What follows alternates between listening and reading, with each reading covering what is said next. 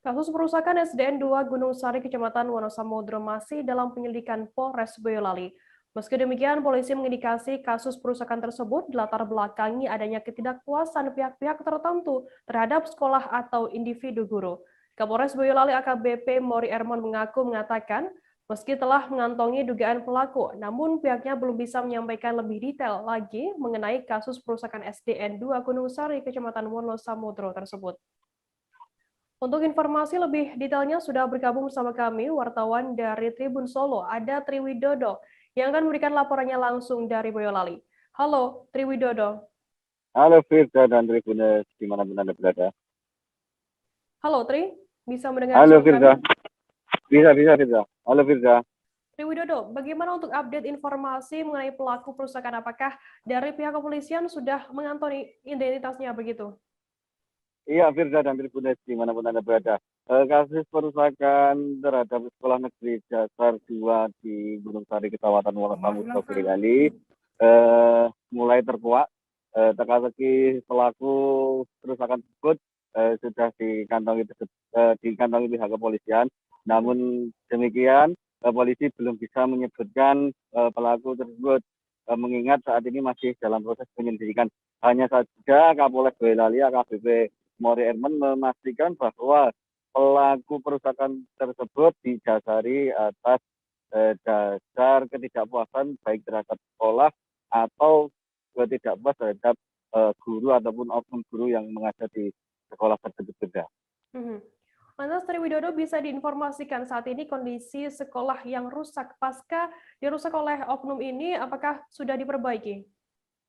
Iya Firza, sejak di sekolah SD Negeri 2 Gunung Sari ini dirusak, kondisi sekolah perlahan mulai diperbaiki oleh pihak sekolah dengan menggunakan dana yang berasal dari usaha sekolah. Meski begitu, perbaikan dilakukan secara bertahap, mengingat kebutuhan dana sekolah untuk melakukan perbaikan tersebut cukup banyak, mencapai 5 juta rupiah. Saat ini baru satu ruang, yakni ruang kelas 6 sekolah tersebut yang kaca rusaknya telah diganti dengan kaca yang baru.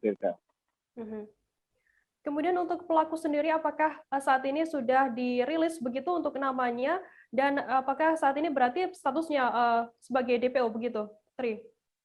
Iya, ya, kasus perusakan ini masih dalam proses penyelidikan aparat kepolisian Polres Boyolali, sehingga kepolisian belum bisa merilis identitas pelaku ataupun menetapkan siapa pelakunya atau siapa tersangkanya.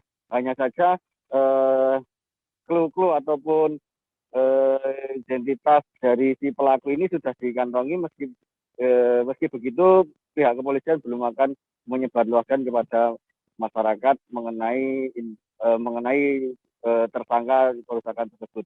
Sebagai informasi juga, Firza, saat ini sekolah tersebut juga sudah mulai memberlakukan uji coba pembelajaran tatap muka, hanya saja dilakukan secara terbatas, yakni dengan memasukkan separuh siswa di sekolah tersebut.